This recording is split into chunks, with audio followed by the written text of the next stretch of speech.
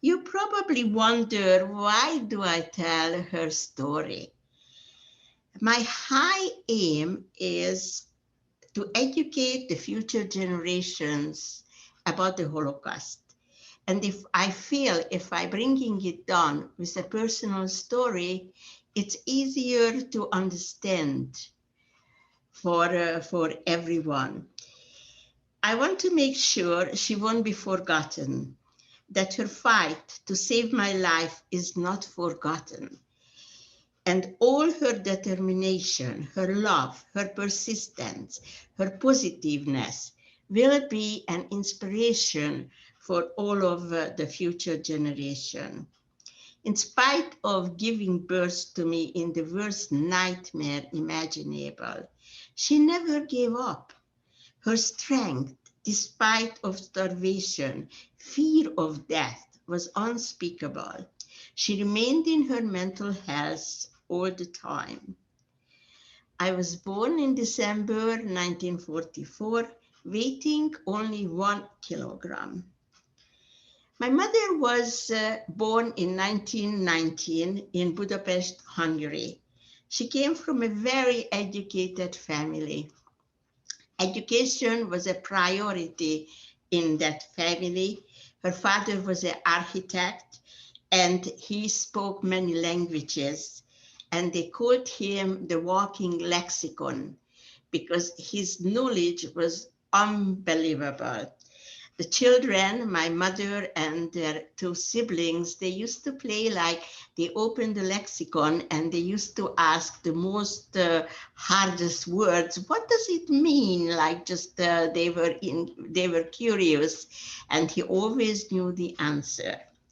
Her mother spoke many languages, was an art lover, a classical music enthusiast.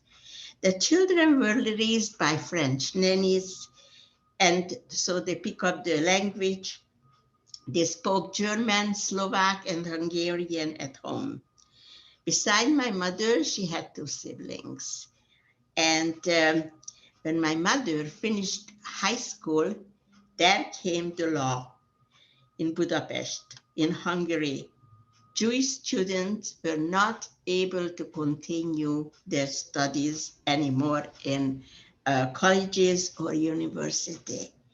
That was such a blow for my mother because all her life she was planning to go further education.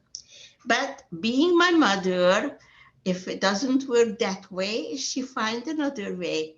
So it was an advertising for a job as a nanny, a little boy who was 3 years old, and his mother passed away, and my mother applied, and here she goes, Sarospatak, this is in Hungary's east end, and she went down and she got the job. While she was in Sarospatak, she met my father, and my father was a lawyer. His name was Dr. Bein Tibor. And as a young couple, in 1943, they got married. This is the little town Sarospatak. And they lived happily ever after, like a young couple in love. And they didn't see the clouds are coming. That town was a many famous historical figures like Comenius who taught there. We consider him the father of the modern education. In 1943, that little town was a culture, a center of the culture. And just like any other young couples, they play cards, they had the company, the other friends. And then came 1944, March 19. The Germans occupied Hungary, and Hungary didn't even was happy to oblige, and they when they came in, the first thing was, let's get rid of the Jews. In this little town,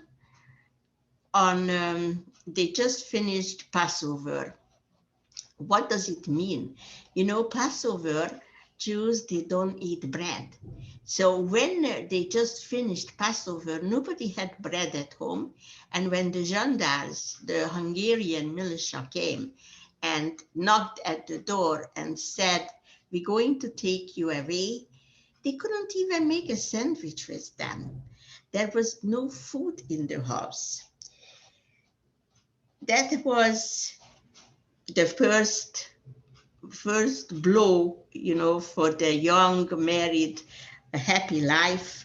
They were herded in a cattle train, and they took them to Sátoraljaújhely, a 14-kilometer away, and that was the ghetto. The ghetto was like they had curfews, and they were many people put in one room. There was this houses was designated for the Jews, and many families lived together. They still were able to get some food because they could go out and get friends to get them food. But in May 2022, they spent their last days together, my mother and my father, in a crowded train. And that train was like a cattle car. It wasn't a train. They used it for animal transportations. So when it used to be 6 animals in it, that they put 80, 90 people in this cattle car. And there was one pail for as a washroom, and one pail was water for 80, 90 people. There was only standing room. You couldn't sit down. Of course, there were babies and there were older peoples, and it was crying and screaming from the unknown, where are they taking us? And some people died. And the dead ones and the living ones, they traveled together for 3 days without water, without food, and without air, because it was just a little window up at the cattle car, and that was boarded. When they opened the door, they didn't know where are they. It says Auschwitz. They didn't even know what country are they. So they arrived to Poland, Auschwitz, and at the platform, as they arrived, there was screaming, there was barking dogs, barking shepherd dogs, and there was Germans were yelling, "Schnell, schnell." That means they had to jump up from the train, and they were yelled at, "Leave everything on the train, and when you go to your barrack, we're going to take everything to you." So they had to leave everything on the train. And when they came down, like they saw men in pajamas, looked like, in striped pajamas. And they didn't know why are these men are telling them, "Give the children to the grandmother, give the babies." They were just here. This is the video. So we can skip them, and if we have later time, then we'll show it. So when they came down to the train, then they divided the men and the women, and after that there was a very elegant man, and with a finger he divided the old ones and the children and the one who think it was able to work. And he was Mengele. The time they didn't know. So my mother was at her turn to go front of Mengele. She hoping compassion, because she was so naive. She said, I am pregnant. And Mengele said, you stupid ghost. And as a miracle, he waved her to the crowd, to the working people. She went on the right and not on the left. People who were sent on the left, they went straight to the crematorium.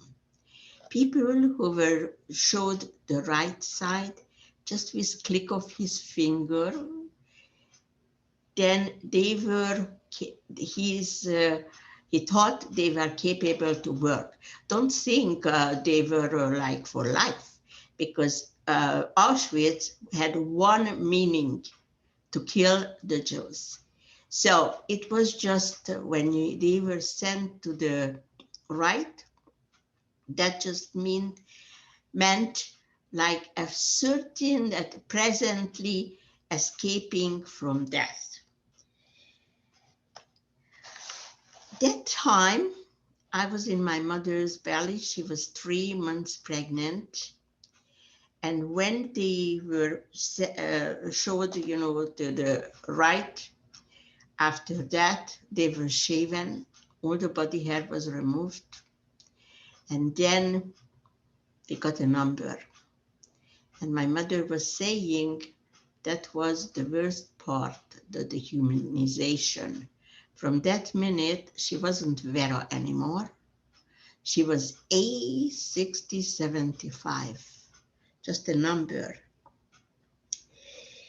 There were assessment standing there with machine guns.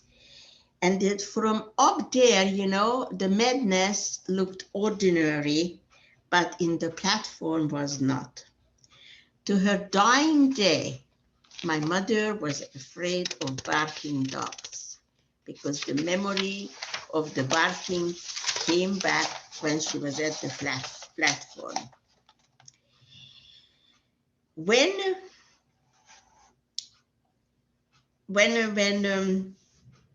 the same couldn't happen to my father, because my father was a lawyer and he was not used to physical work.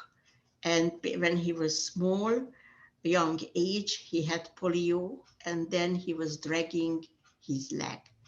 That meant a definite, indefinite, right away a death sentence. Basically, anybody who was pregnant was sent to the left, to the crematorium, because the Germans just didn't want any children to be born. They didn't want to deal with pregnant women, and right away. So it was the first miracle, as my mother said, when she was sent to the right. An interview with my daughter, my mother never spoke about what she went through, but because education was so important in our family, my daughter had a homework, and when she was 16 years old, and the homework was about my family. And because of the education in that family, my mother couldn't get out of it not to tell her the story. And what she made her this interview, if we will have time, this is about the little video. I am going to read to you what she said. After arrival in the labor camp, I was tattooed. From that moment on, I wasn't Vera. I was A6075, totally shaven, given a uniform and the wooden clogs. The shaved heads, the tattoos, these were the symbols of our dehumanization. All our dignity was taken from us. We no longer counted as human beings. My mother was assigned for a night shift for they called the warehouse. The warehouse was where they took all the belongings of the Jews were taken off from the train, and they had to leave their stuff on the train. So then it went straight from the train to the warehouse, And the workers, they had to divide, like this is linen, this is shoes, this is clothing, this is men clothing, this is children's clothing, and they worked on it. If they didn't work fast enough, they were beaten. Behind them, the Germans were with and they were watching them. If they find something in the pocket, if they be true, they didn't take it. And it wasn't so bad as my mother said, the work, because they worked inside. The SS, they took the finest clothing, they disinfected it, and they distributed to the German population. When my mother was 5 months pregnant, she was transferred to Barrack 2, where she was assigned for outside work. And that meant it was heavy physical work, like they had to build a road, and there was heavy stones to be moved and schlepped. And it was so difficult. She was trying it for a while, but it was not working. So because it was the field, they also find it was in October, then after when they find leftover vegetables, rotten vegetables on the field, they shared it. And they ate it, these rotten vegetables, like it was a sugar cake. But they shared and they were happy because their food was very, very little. They were constantly hungry. It was a treasure. The animal food, what it was meant for animals, they celebrated when they ate it. Later, my mother was assigned to the kitchen duty, and there she managed to scrunch some potato peels. Raw potato peels she took out from the garbage, and she ate it. And as she said, that was the only reason I remained alive in her belly, because the vitamins, these potato peels had vital vitamins. The rest of the diet consisted ersatz coffee in the morning, which was out of barley, burned barley, and that was given in the morning at night. We later find out that was spiked with chemicals, so it keeps them quiet, and the ladies, they wouldn't have their periods, and it tranquilized them. Sometimes it was warm soup made from grass for lunch. Like summertime, this was from poison ivy. They cooked up poison ivy, and that was the lunch for them. Or sometimes it was rotten vegetables in it, and a very small slice of black bread.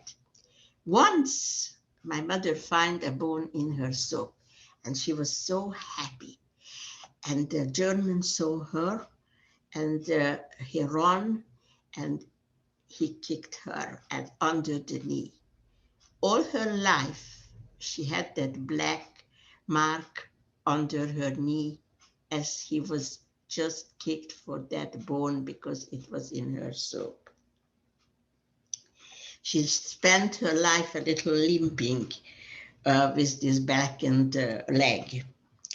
In Birkenau, the prisoners' bunks were pieces of dirty straw. On the planks, they're 3 tires high, 6 people in one. So if somebody had to move, all the other 5 had to move with her. The supper was sometimes a piece of bread, and if they were lucky, it was a piece of margarine or jam on it. I was telling you about the 3 tires in the bunk beds. So the bottom plank was the most comfortable. There was no bed stuff on it. It was just the plank. They lied on the plank. The middle bunk had no air, and the top was hit by blowing wind or rain or snow. So none of them give too much comfort. At one point when my mother could no longer do the very hard physical work, then she went to the blood tester and told her, I am pregnant. Under rule of Auschwitz, this confession meant she would be sent to the gas chambers immediately. Instead, she was sent for the barrack C, where the children were. Mengele was experimenting the twins. He wanted to raise the population for Germany, and he went with cruel tests for these little children for his medical experiments. Later, my mother became his human guinea pig for Mengele and his team. In October, when she was 7 months pregnant, Professor Karl Klauberg's team selected her for sterilization. They injected a burning substance into her cervix, and right behind in the uterus was me, the fetus. These injections were terribly painful, as my mother said, and every injection, what she got, the fetus moved. So if they gave the injection on the left side, I moved to the right side. And that they played for a while. We were not able to find out what was, why did they did that. These experiments were the reason I would never had later any brothers or sisters. Somehow after this experimenting on my mother, I survived. After they finished observing the effects of injecting the caustic chemicals, I'm sorry.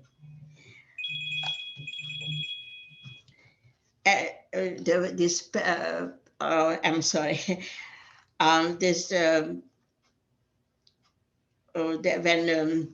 Later she got forgotten. She was forgotten somehow. Because she was fed so little, I was so tiny that the pregnancy didn't show. If it's not that, we would have both been killed before I would take my first breath. When my mother was 8 months pregnant, a woman doctor who worked, a Hungarian woman doctor, possible Gisela Pearl, who worked under Mengele and knew about my mother's pregnancy, she came to the barrack and she was telling her, you're so young. If Mengele is in a bad mood and you give birth, you and the baby is going to be killed. If he is in not so bad mood, then just the baby will be killed and you're going to get tortured. Let me take care of you and let's have an abortion. My mother was telling her, give me 24 hours to think that over. And then she went to sleep. And in her dreams, her mother came and she was telling her, Verushka, this is already a baby. It's ready to be born. Don't do it. Please, please, God. Just trust in God. And you're going to see everything will be okay. So next day, when the doctor came back and asked my mother, what is your answer? My mother said, no, I don't want the abortion. So after that,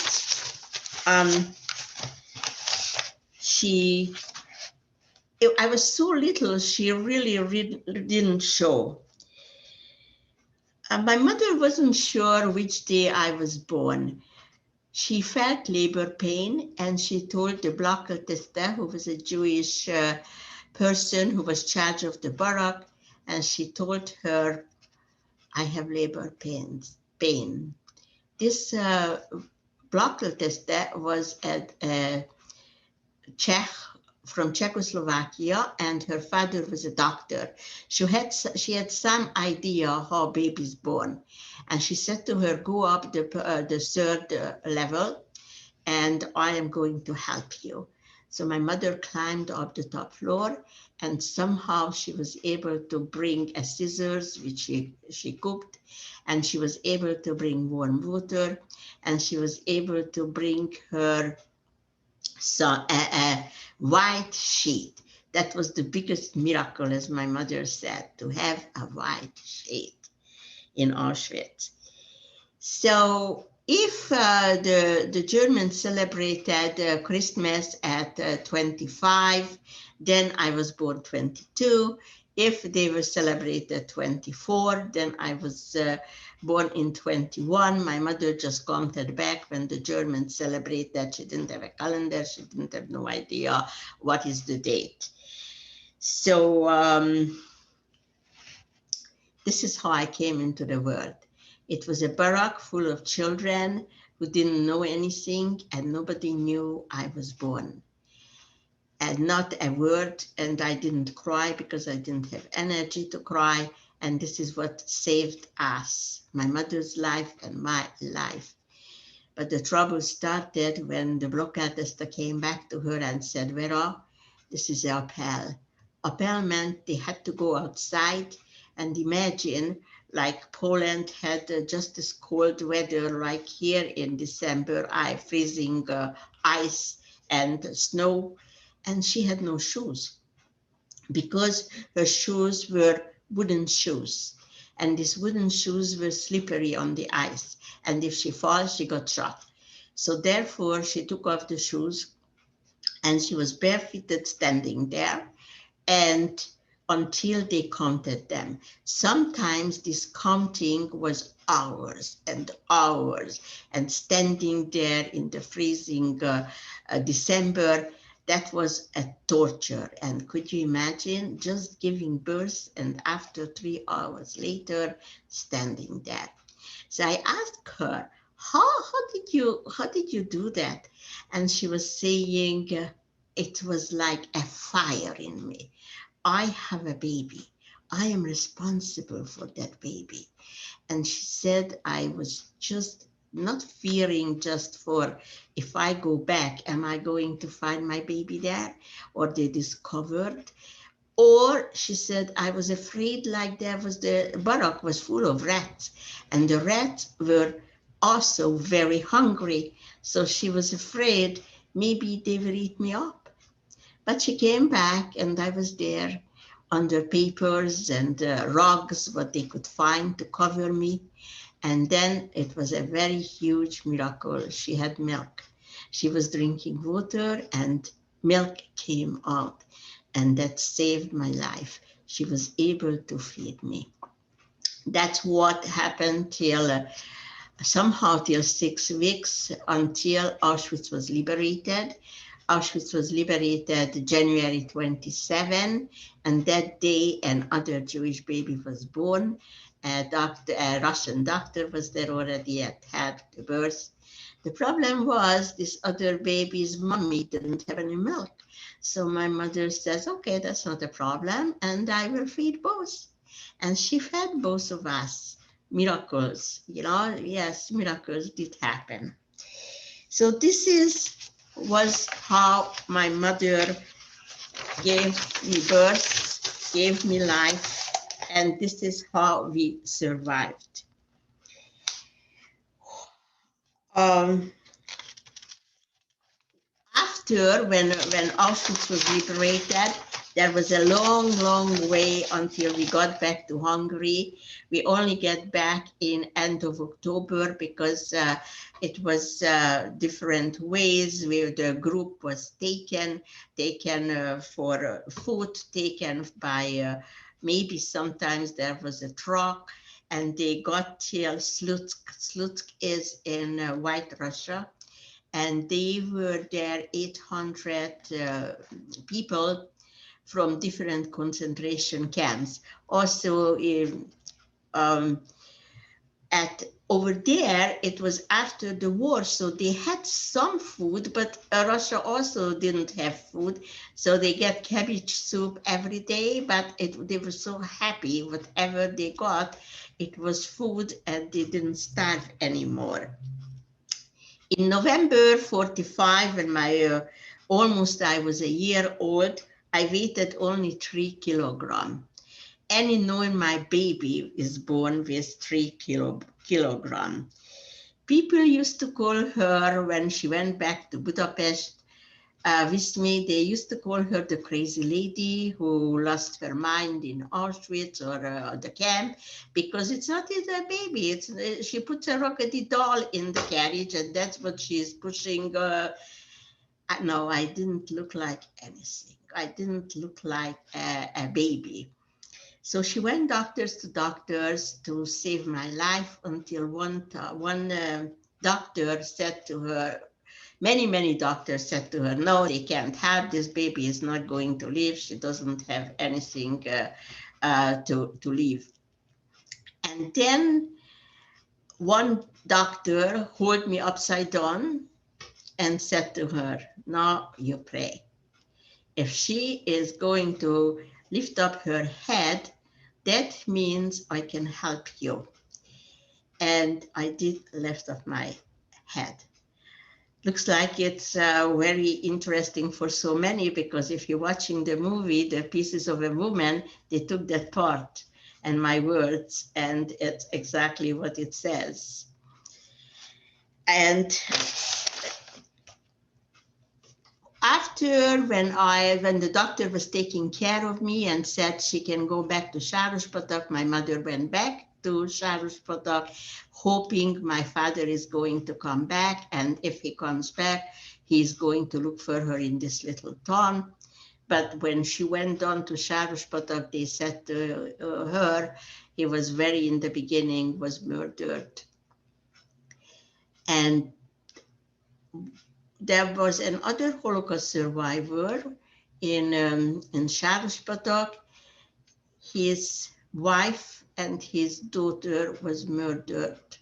He was with his son in Sarospatak.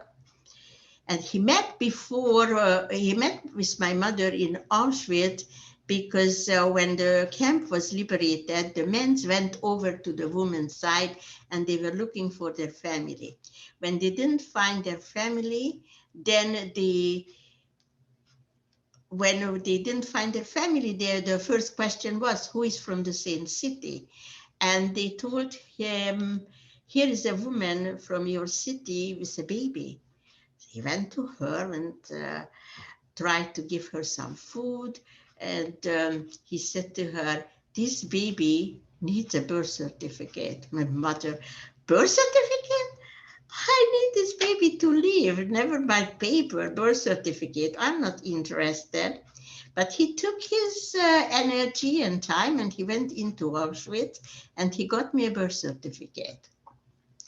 So fast forward, they meet in Sarospatak, and the situation when they met, my mother was crying. She was holding me in her arms and she was crying, walking on the street. And he had a textile store and he was standing in his store, and he asked her, why are you crying in Auschwitz? You were all strength and everything. Now you're crying? So she said, yes, because nobody wants to give me milk for my baby, and no money, nobody wants to take money, nobody wants to take the jewelry. It was just a straight exchange for certain things. And he said, you know what? I lost my daughter and I lost my wife. I have the textile, and they come and they bring me the merchandise, the milk and eggs and whatever, and I give them textile, but they have nobody who cooks for us, for my son and for myself. So if we give you the stuff, to cook up, then maybe we can have a meal, and you can have also with your baby. So they did that, and later on he married my mother. He became my stepfather, and Marlene, that was Ted Bolgar's father, and this is how we related. That is also a Holocaust survivor who came many times to Vanier College. And when Ted saw his father is okay, he is remarried, then he left and he came to Canada. I was very little, so I was, until I was 12 years old, I didn't know he's not my father. My stepfather didn't want, because of the stigma, he didn't want me to know he's a stepfather. So this is the story. I am open for your questions, but I would like to say something to you before I finish the story. I would like to tell you, you probably wonder, what we can learn about this. And we can learn about all this. I think, especially now we have this COVID, and we feel sometimes horrible, and we don't see the end. It's there, it's in the tunnel, the light, you will see. But what I would like to tell you, have a goal, because this is how my mother survived.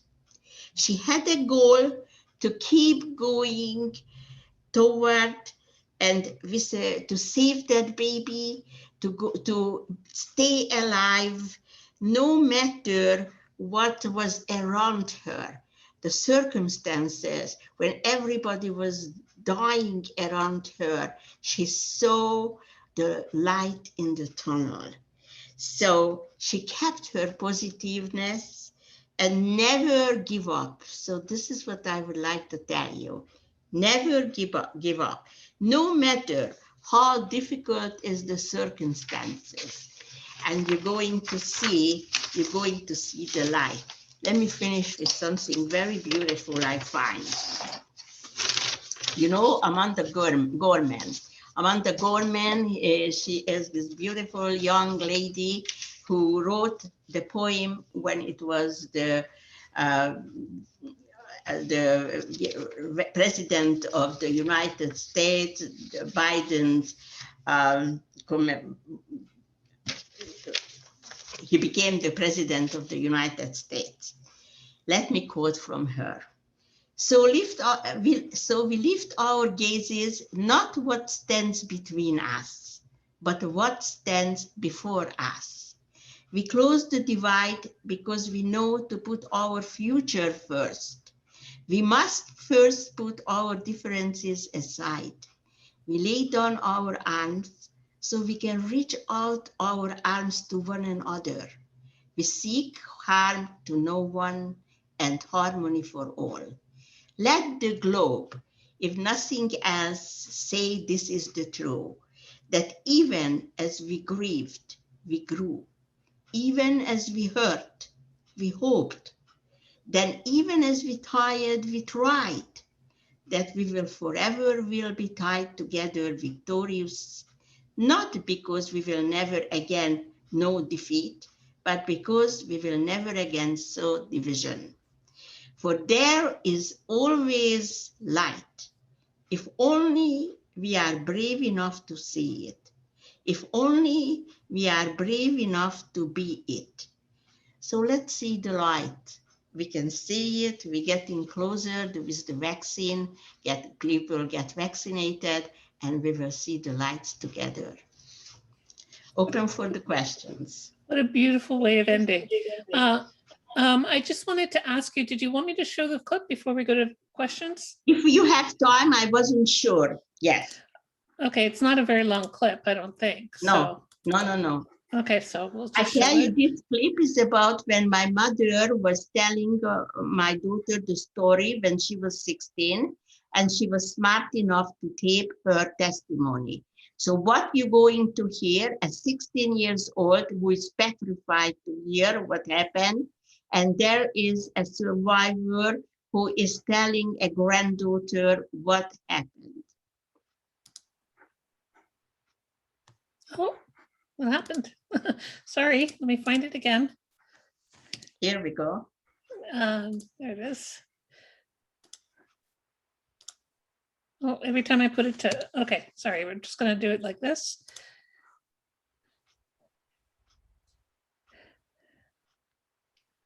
There's supposed to be voice there.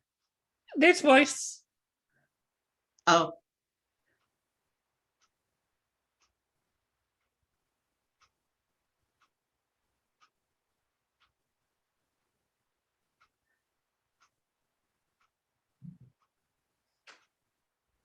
We cannot hear, Marlene, we cannot hear it. You can't hear it?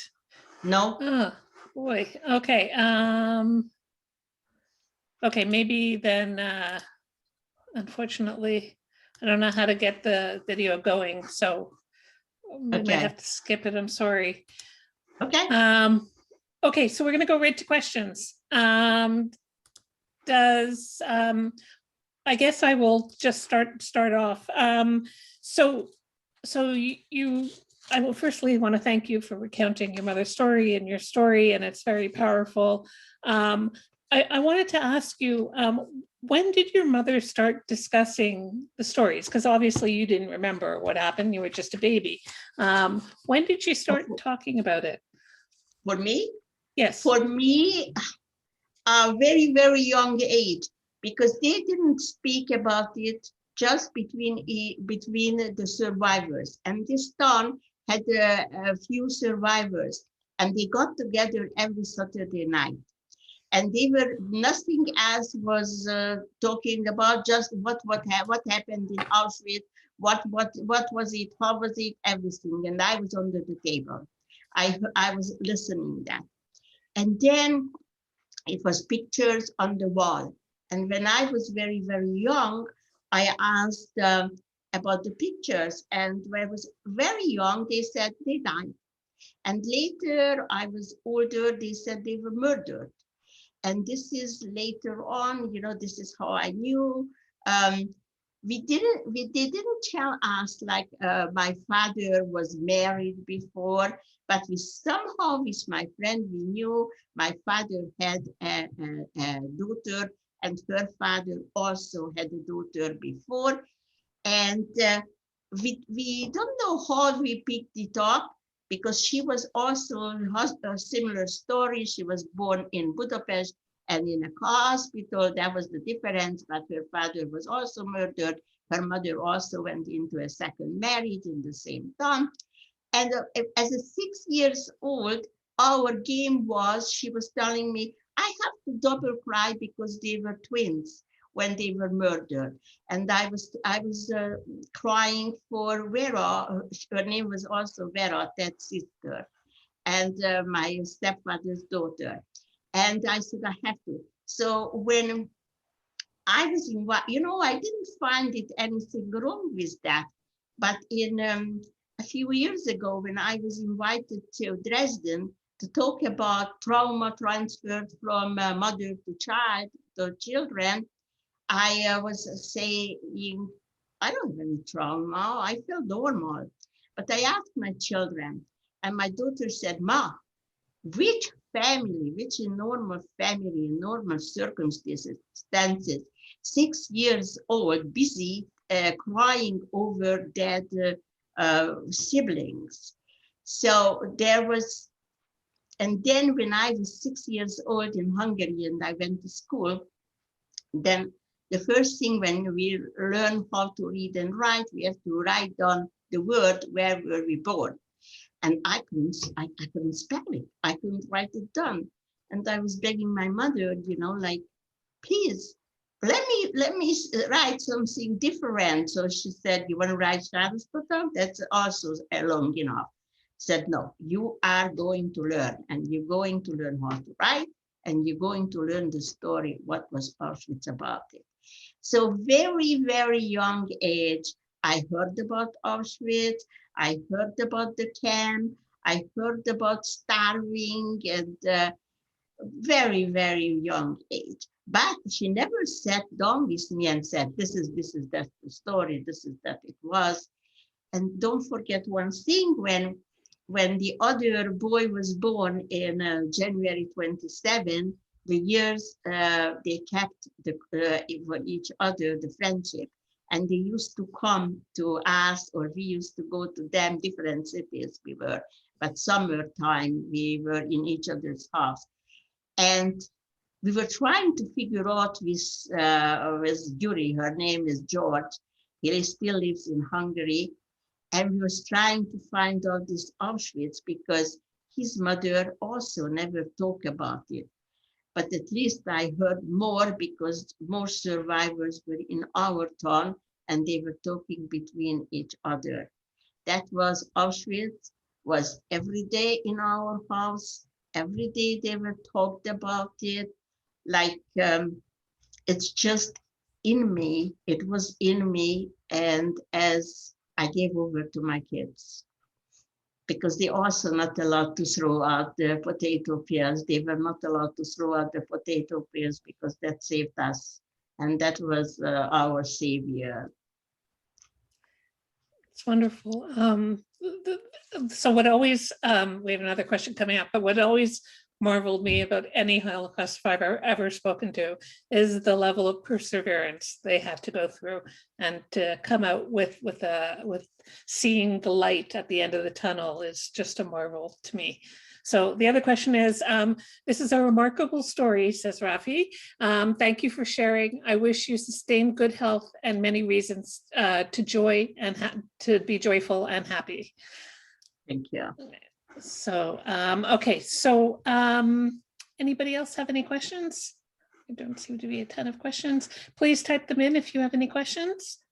I'm just going to give everybody a minute to decide. Okay, so I'd like to thank you for coming, Angela. Thank you for talking to our students. Thank you, participants, for coming. Oh, we have a couple of questions that came up as I was saying goodbye. So one question was, what was your mother's name? So her name was, I can answer that. Her name was Vera. The other question is, it's a more of a comment, I guess. Thank you for sharing your incredible story. So again, I would like to say thank you, Angela. Our Director General, John McMahon, thanks you for attending.